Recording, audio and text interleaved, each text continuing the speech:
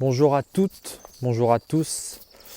Voilà, j'espère que vous allez bien. Bienvenue sur Faites un pas vers le futur TV. Aujourd'hui, podcast pour parler de la situation actuelle, de tout ce qui se passe avec ce confinement.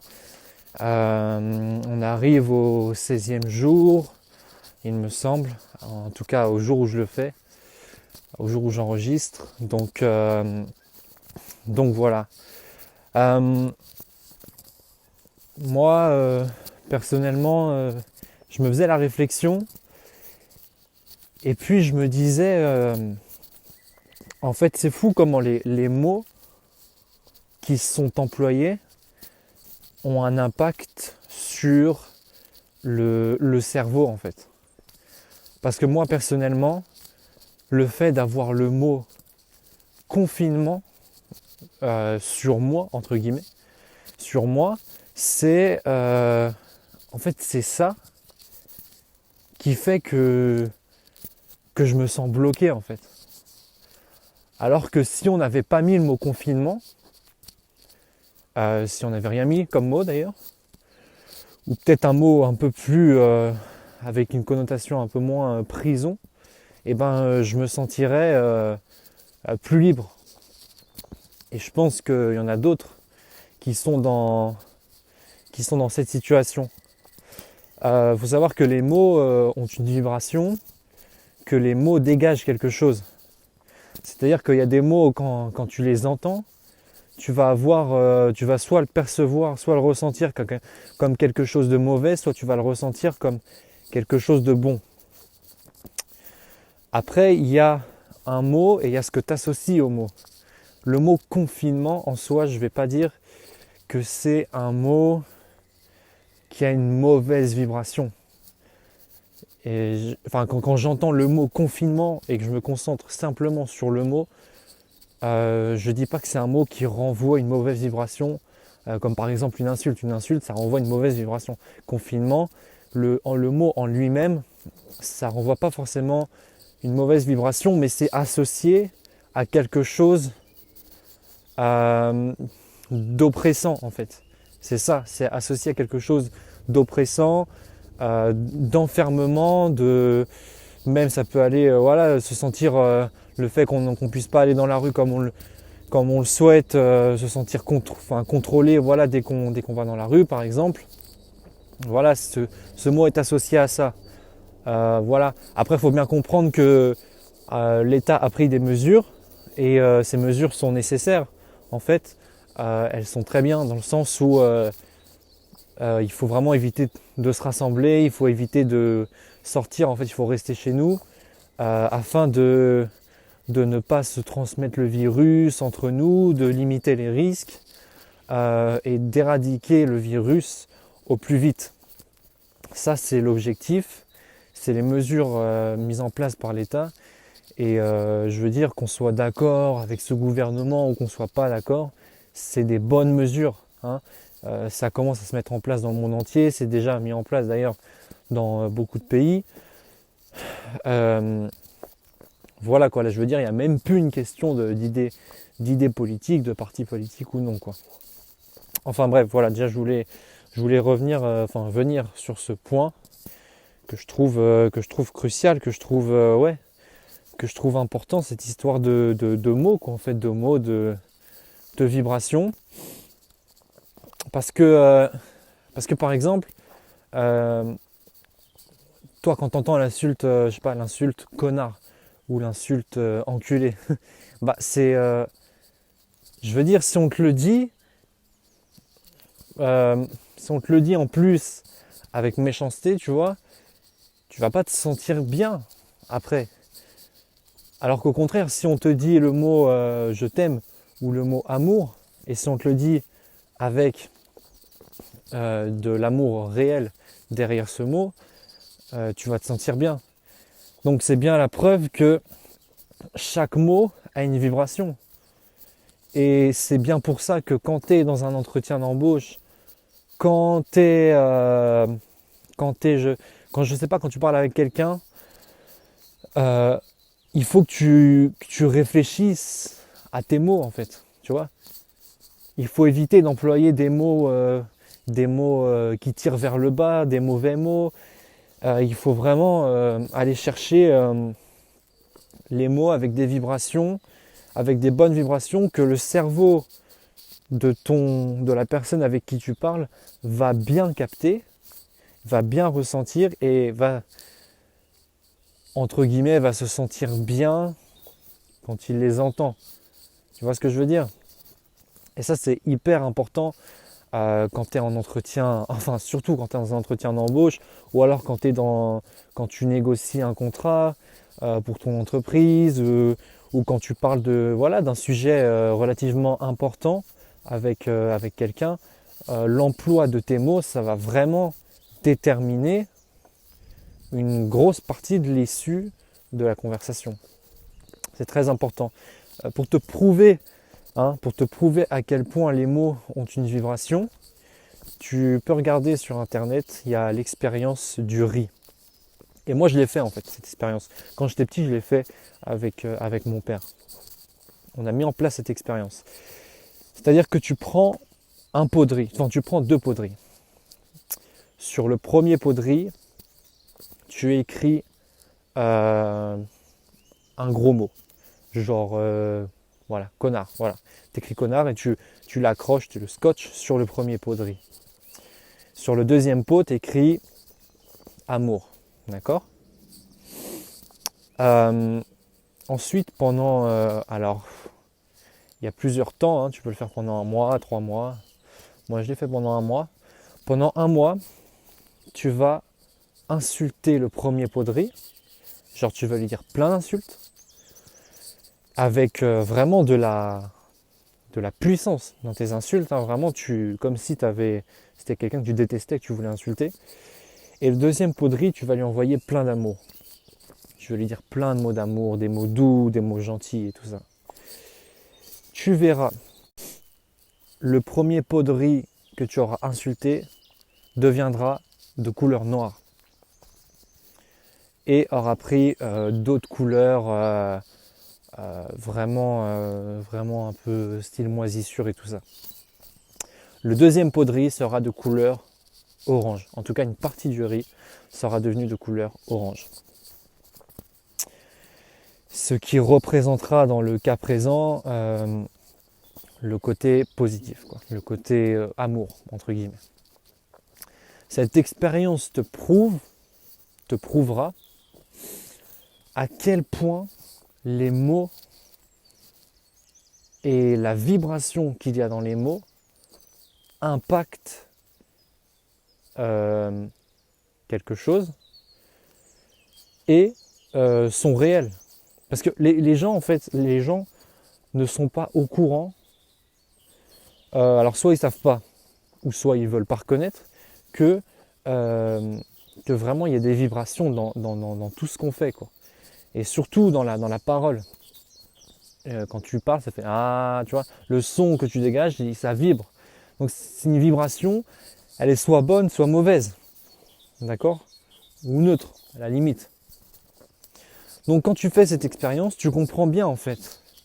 Que tu peux le nier ou non, tu comprends bien que tes mots et la vibration que tu mets derrière tes mots va impacter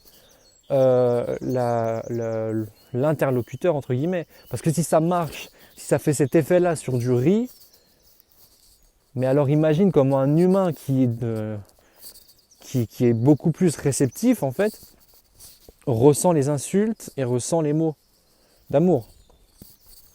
Donc voilà.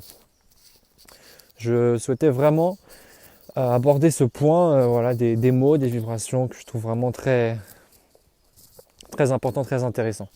Ensuite, pour revenir sur le confinement, sur cette situation, voilà, je comprends totalement, enfin, je veux dire, on est tous ensemble dans cette épreuve. On est tous ensemble, on doit tous, pour la plupart, rester chez nous. Il faut bien se souvenir et il faut bien se rappeler qu'il y a des gens, notamment le personnel médical, qui va travailler tous les jours, même de nuit d'ailleurs, qui font des gardes de nuit, qui restent le soir tard, la nuit à travailler. pour le bien-être et pour sauver des gens atteints du coronavirus et également pour s'occuper des malades qu'il y a d'habitude, c'est-à-dire s'il y a quelqu'un qui arrive et qui se casse une jambe, il faut bien qu'on s'occupe de lui. S'il y a quelqu'un qui a une attaque cardiaque, il faut bien qu'on s'occupe de lui. Ça veut dire, là, il faut comprendre que ces gens-là, ils ont double travail en fait. Pour nous. Enfin, pour nous, oui, pour nous. Pour sauver les gens malades et les gens atteints du coronavirus. Et en même temps, pour éviter que ça se propage. Donc que ça se propage sur le reste de la population. Donc au final, ils travaillent pour nous. C'est hyper noble comme cause. Donc voilà, pensez vraiment, si vous en avez dans votre entourage, du personnel, des gens du personnel médical, vraiment pensez vraiment à leur envoyer de bonnes ondes, de bonnes énergies, à leur donner votre soutien. Si vous avez votre conjoint ou votre conjointe, ou votre mère ou votre père, ou vos enfants, ou votre frère, sœur, qui est personnel médical, pensez vraiment à les seconder à la maison, à les aider dans les tâches ménagères. Voilà, je ne sais pas si vous restez à la maison et qu'il y a votre conjoint ou votre conjointe qui travaille la journée, occupez-vous du ménage, faites à manger, faites vraiment tous les trucs, toutes les tâches que vous partagez d'habitude, prenez-les vous entièrement en fait à ce moment-là. C'est vraiment, c'est nécessaire, c'est important, ces gens-là, ils ont besoin d'être secondés, ils ont besoin d'être appuyés. Donc voilà.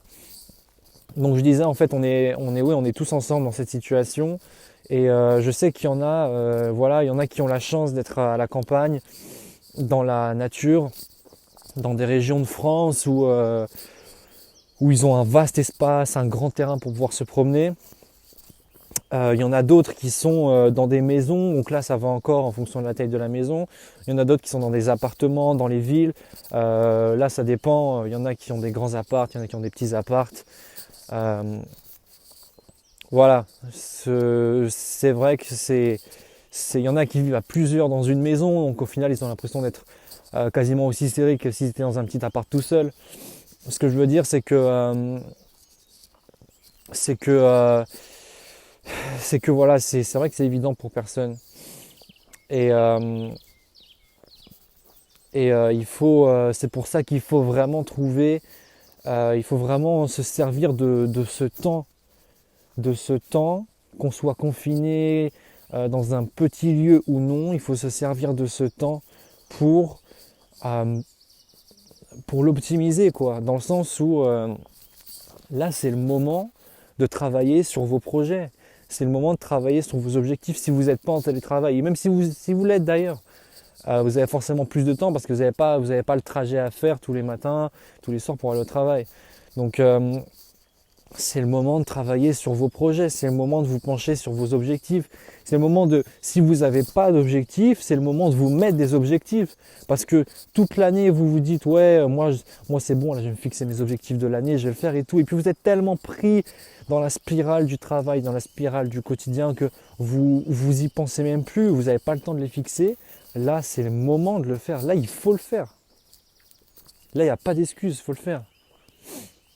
Parce que vous optimisiez votre temps ou pas, le confinement il reste le même. Donc rester là à rien faire ou rester là à se plaindre, à critiquer les mesures mises en place, à vraiment toujours se plaindre de ce confinement, ou alors au contraire se mettre au travail, optimiser ce temps, ça changera rien en fait à la situation. Enfin, ce que je veux dire, c'est qu'il est préférable d'optimiser son temps pendant ce confinement plutôt que de rien faire. Voilà quoi, c'est aussi simple que ça. Donc, créez-vous des objectifs, fixez-vous des objectifs annuels. Là, on est encore en 2020, on est en avril 2020, au moment où je fais le podcast. Vous avez encore jusqu'à décembre pour fixer au moins 3 objectifs à atteindre.